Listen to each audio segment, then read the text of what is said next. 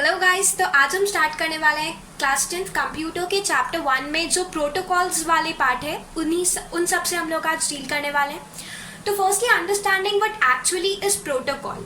Protocol को अगर हम लोग हिंदी में बोले तो प्रोटोकॉल स्टैंड्स फॉर रूल्स। कोई भी रूल्स, हर एक चीज़ किसी नियम से चलती है। सिमिलरली इंटरनेट जो है वो भी कुछ रूल्स के हिसाब से चलता है, ठीक है। तो a protocol is a system of rules that defines how something is to be done. कि ये सिस्टम है रूल्स का जो कि ये बताता है कि कोई चीज़ कैसे की जाएगी, किस तरीके से की जाएगी। तो जब हमारा जो डेटा है, हम लोग कोई भी चीज़ नेटवर्क में एक जगह से दूसरी जगह भेजते हैं। हम लोगों को पता है कि इंटरनेट क्या है, connection of many smaller networks, यानी कि बहुत सारे कंप्यूटर्स जो हैं all over the world connected हैं। उनमें से हम लोग कुछ भी क्या कर सकते हैं, कई कंप्यूटर्स क्या करते हैं, शेयर करते हैं, फिर हम लोग रिसीव करते हैं। तो ये सारी चीज़ें जो होती हैं ये इंटरनेट में होती हैं। शेयरिंग और रिसीविंग जो है ये मेन काम है इंटरनेट का। तो इंटरनेट में कुछ प्रोटोकॉल्स होते हैं जब आप किसी भी डेटा को एक जगह से दूसरी जगह भेजते हैं। जैसे कि हम लोग व्हाट्सएप में एक डेटा को एक जगह से दूसरी जगह भेजते हैं, तो वो कुछ रूल्स फॉलो करके जो डेटा है वो एक जगह से दूसरी जगह जाता है। तो उन्हीं रूल्स को हम लोग क्या बोलते हैं, प्रोटोकॉल बोलते हैं। तो डेफिनेशन देखें, बुकिश डेफिनेशन में देखें तो स्टैंडर्डाइज्ड मेथड या फिर कोई अग्रीड अपॉन मेथड, एक ऐसा मेथड जिसमें सभी ने अग्री किया है फॉर ट्रांसमिशन ऑफ डेटा और एस्टैब्लिशिंग कम्युनिकेशन। डेटा के ट्रांसमिशन के लिए, यानी कि डेटा जब एक जगह से दूसरी जगह जाएगा तो वो कैसे जाएगा, ठीक है। तो इसके लिए एक स्टैंडर्डाइज्ड मेथड, एक ऐसा तरीका जिसमें सभी लोगों ने एग्री किया, पहले ये रूल्स बनाए गए, ठीक है। तो वही डेटा, उन्हीं रूल्स को क्या बोलते हैं, प्रोटोकॉल्स बोलते हैं। और इंटरनेट जो है वो बहुत सारे अलग अलग टाइप के प्रोटोकॉल्स की मदद से जो है वो चलता है, उन स्टैंडर्डाइज्ड मेथड्स की मदद से। तो पहला आता है HTTP प्रोटोकॉल। हम लोग जब भी गूगल में कुछ सर्च करते हैं तो स्टार्टिंग में मेनली लिखा रहता है HTTP या फिर HTTPS।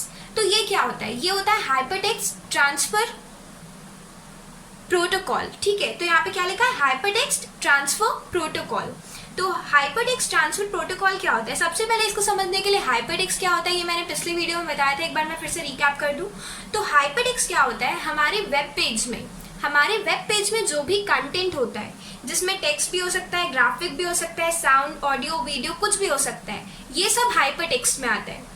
तो जब हम लोगों को वेब से हाइपरटेक्स्ट के फॉर्म में डेटा मंगाना होता है, जब आपको ऑडियो, वीडियो, टेक्स्ट, ग्राफिक्स के फॉर्म में डेटा मंगवाना रहता है, तो आप क्या करते हैं, स्टार्टिंग में लिख देते हैं HTTP, यानी कि हम लोगों को जो डेटा चाहिए, हम लोगों को जो इन्फॉर्मेशन चाहिए वो टेक्स्ट के फॉर्म में होगी, ग्राफिक के फॉर्म में, साउंड, ऑडियो, वीडियो, इन्हीं सारी चीज़ों के फॉर्म में हमारा जो डेटा है वो आने वाला है through the web server. Web server के थ्रू हमारे पास जो वेब ब्राउजर में डेटा आने वाला है वो इन्हीं के फॉर्म में आने वाला है। तो जब भी हम लोगों को हाइपरटेक्स्ट ट्रांसफर करना रहता है, यानी कि जब भी वेब पेज को हाइपरटेक्स्ट ट्रांसफर करना रहता है, तो क्या करना होता है, हाइपरटेक्स्ट ट्रांसफर प्रोटोकॉल को फॉलो करना रहता है। तो इसीलिए हम लोग जो ये स्टार्टिंग में लगाते हैं HTTP, ये हम लोग बताते हैं कि हम लोगों को हाइपरटेक्स्ट प्रोवाइड करने वाला सर्वर जो है वो चाहिए, ठीक। तो the set of rules for transferring hypertext, तो ये हाइपरटेक्स्ट को ट्रांसफर करने के लिए कुछ सेट ऑफ रूल्स को बोलते हैं हम लोग क्या, HTTP। और वही अगर सिक्योर फॉर्म में हो, यानी कि डेटा जब एक जगह से दूसरी जगह आता है, डेटा जब वेब सर्वर से वेब क्लाइंट के पास आता है, तो बीच में और भी कई डेस्टिनेशंस को पास करते हुए आता है। जैसे हम लोग रेलवे स्टेशन में एक जगह से दूसरी जगह जाते हैं तो बीच में और कई स्टेशंस पड़ते हैं। सिमिलरली जब डेटा हमारा वेब सर्वर से वेब क्लाइंट के पास आता है तो उसको और कई डेस्टिनेशंस को पार करके आना पड़ता है।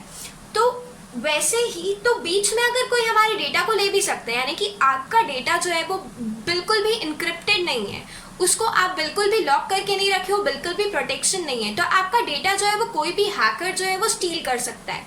तो इसके लिए हम लोग HTTPS को यूज करते हैं, जो कि सिक्योर फॉर्म है HTTP का।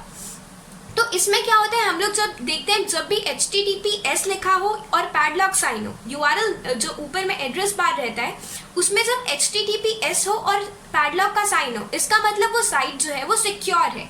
जब डेटा आपके सर्वर से आपके पास आ रहा है तब वो कंप्लीटली इनक्रिप्टेड रहेगा। वो आप आगे बताऊंगी इंक्रिप्शन किस टाइप का होता है, क्या क्या यूज होता है।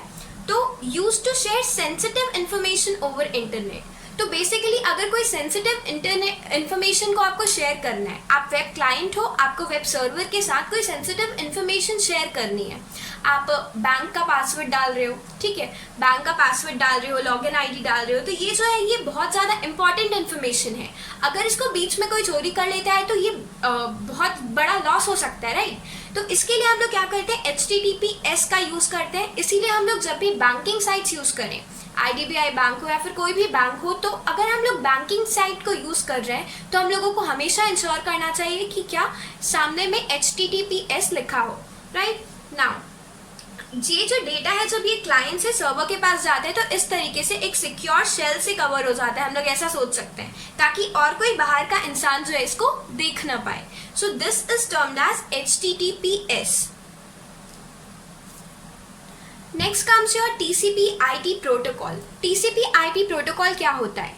जब भी हम लोग कोई भी डेटा को ट्रांसफर करते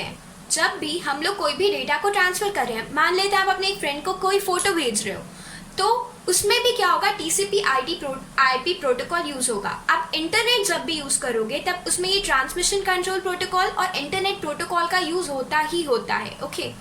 तो ये कुछ डेटा के ट्रांसफर के लिए रूल्स बनाए गए हैं कि डेटा कैसे पैकेज्ड होगा, कैसे उसको सही जगह में पहुंचाया जाएगा, कैसे वो ट्रांसमिट होगा और वो कैसे रिसीव किया जाएगा। तो ये सारी चीजें, ये सारे रूल्स जो है आपको इंटरनेट जब भी आप यूज करते हैं तो क्या होता है, ये सारे रूल्स जो होते हैं ये फॉलो होते हैं और उसके बाद आपके पास जो आपका डेटा है वो पहुंचता है। तो ये सारे रूल्स को फॉलो किए बिना आपका डेटा आपके पास नहीं पहुंचेगा। अगर आपको अपने फ्रेंड को कोई फोटो भेजनी है तो कंप्यूटर को यही नहीं पता रहेगा कि आप उसको फर्स्ट स्टेप कौन सा लेना है, तो इसीलिए बहुत ज़्यादा इम्पॉर्टेंट हो जाता है। तो अब ये बेसिकली वर्क कैसे करता है, ये कुछ लेयर्स में वर्क करता है। TCP/IP प्रोटोकॉल कुछ लेयर्स में वर्क करता है। पहली लेयर होती है एप्लीकेशन लेयर, दूसरी लेयर होती है transport layer, internet layer, then network interface. तो ये सब कैसे काम करते हैं मैं बताती हूँ। तो एप्लीकेशन लेयर क्या होता है, अगर आप कोई अभी आप ये वीडियो क्या कर रहे हैं, यूट्यूब में स्ट्रीम कर रहे हैं, राइट, तो आप जो है ये एप्लीकेशन लेयर में है। मैं आपको धीरे धीरे समझाऊंगी, बट आप जो है वो भी एप्लीकेशन लेयर में है। सेकेंडली ट्रांसपोर्ट लेयर क्या होता है, ये क्या करता है, आपका जो भी डेटा है इसको पैकेट्स में डिवाइड कर देता है या फिर ब्रेक डाउन कर देता है, उसको छोटे छोटे पैकेट्स में डिवाइड कर देता है या ब्रेक डाउन कर देता है। और इंटरनेट लेयर क्या करता है, वो सिर्फ IP एड्रेस से डील करता है कि आपका जो डेटा है, आपका जो भी डेटा है वो उसको कहाँ पे पहुँचना है, उसका एड्रेस कहाँ पे। तो इससे जो है ये इंटरनेट लेयर डील करता है। और नेटवर्क इंटरफेस यानी कि ट्रांसफर करता है। नेटवर्क इंटरफेस जो है वो डायरेक्टली आपके डेटा को फिर ट्रांसफर कर देता है। Let's take an example. मान लेते हैं कि आपको एक सामान जो है, कोई भी सामान हो सकता है, बीट अ पजल, और मान लेते हैं आपका एक टॉय गेम है, आपको वो आपके फ्रेंड तक आपको वो फ्रेंड तक भेजना है आपके, राइट। तो आप क्या करेंगे, आप उसके लिए पोस्ट ऑफिस में जाएंगे या फिर कोरियर ऑफिस में जाएंगे, ठीक है। तो ये क्या होगा, एप्लीकेशन लेयर, ये काम होता है एप्लीकेशन लेयर का।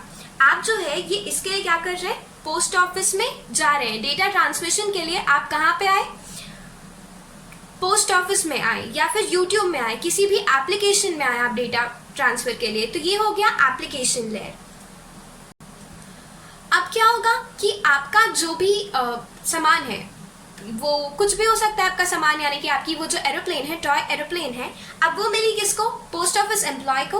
अब वो क्या करेगा, पोस्ट ऑफिस एम्प्लॉय उस सामान को जो है वो ब्रेक डाउन कर देगा, उसको छोटे छोटे पार्ट में जो है वो खोल देगा। जैसे पजल बना हुआ है तो उस पजल को वो छोटे छोटे पार्ट में खोल देगा, क्योंकि ये जो है ये बहुत बड़ा है और इसको ट्रांसपोर्ट करना बहुत मुश्किल हो जाएगा और डैमेज भी हो सकता है माल। तो ये क्या करेगा, इसको ब्रेक डाउन कर देगा छोटे छोटे पीसेस में। अब क्या होगा, ये छोटे छोटे पीसेस में ब्रेक डाउन कर दिया, इसका ये काम होता है TCP या ट्रांसपोर्ट लेयर का।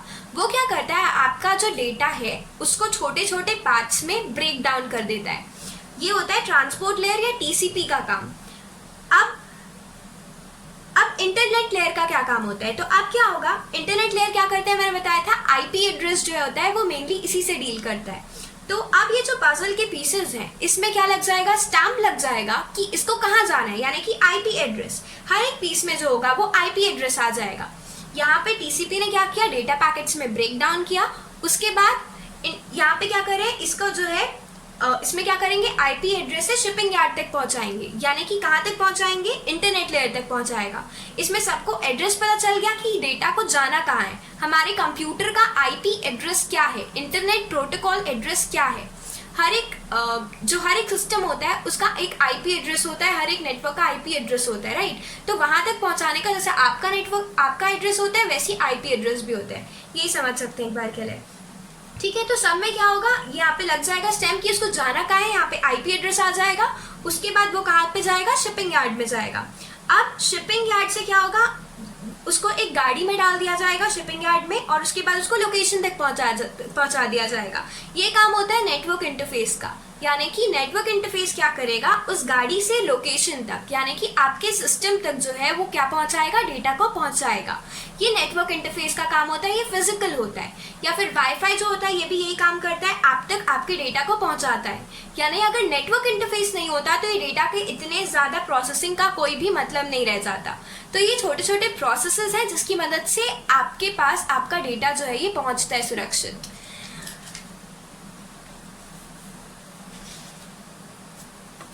ये देखिए ये कैसे होता है, बेसिकली ये इनकैप्सुलेशन होता है पहले, यानी कि अगर मेरे को आपके पास कोई डेटा भेजना है तो सबसे पहले क्या होगा, मैं एप्लीकेशन में जाऊंगी, मैं यूट्यूब में वीडियो को अपलोड करूंगी, राइट। एप्लीकेशन में जाके वीडियो अपलोड होगा, फिर ट्रांसपोर्टेशन होगा, यानी कि ट्रांसपोर्टेशन में क्या होगा, मेरा जो डेटा है वो कुछ पैकेट्स में ब्रेक डाउन हो जाएगा। उसके बाद क्या होगा, इंटरनेट लेयर में आपका एड्रेस, जब आप जो है वो यूट्यूब में ओपन किए तो आपका आईपी एड्रेस जो है वो सिस्टम के पास जाएगा। किसके पास भेजना है, आपको जो डेटा चाहिए, यानी कि अगर आप जो है वो इन्फॉर्मेशन मांग रहे हैं तो आपका आईपी एड्रेस जो है वो सिस्टम के पास जाएगा। उसके बाद क्या होगा, नेटवर्क, यानी कि नेटवर्क के थ्रू आपके पास क्या होगा, आपके नेटवर्क के थ्रू, वाईफाई के थ्रू, आपके नेटवर्क के थ्रू आपके पास जो है ये वीडियो जो है वो आ जाएगा, राइट। इस प्रोसेस को बोलते हैं इनकैप्सुलेशन। हर में एक एक लेयर जो है ये ऐड होती जाती है, हर लेयर मतलब हर एक इंफॉर्मेशन जो है ये ऐड होती जा रही है। उसके बाद नेटवर्क इंटरफेस से क्या होगा, आपके कंप्यूटर में, आपके सिस्टम में डेटा गया। अब आपके सिस्टम में डेटा जाने के बाद क्या होगा, नेटवर्क जो होगा ये धीरे धीरे करके ये जो है ये ब्रेक होता जाएगा, यानी कि वो फिर से जो है वो वापस अपने फॉर्म में आता जाएगा। नेटवर्क से पहले चेक होगा कि वही डेटा है या नहीं जो कि आपके सिस्टम ने मांगा है, आईपी एड्रेस चेक होगा ये आपके लिए ही है या नहीं है डेटा। टीसीपी यानी कि वो आपके डेटा को जो डेटा पैकेट्स में ब्रेक डाउन कर दिया गया था उसको रीअसेंबल किया जाएगा, उसके बाद वो जो है वो आपके एप्लीकेशन में डिस्प्ले होगा।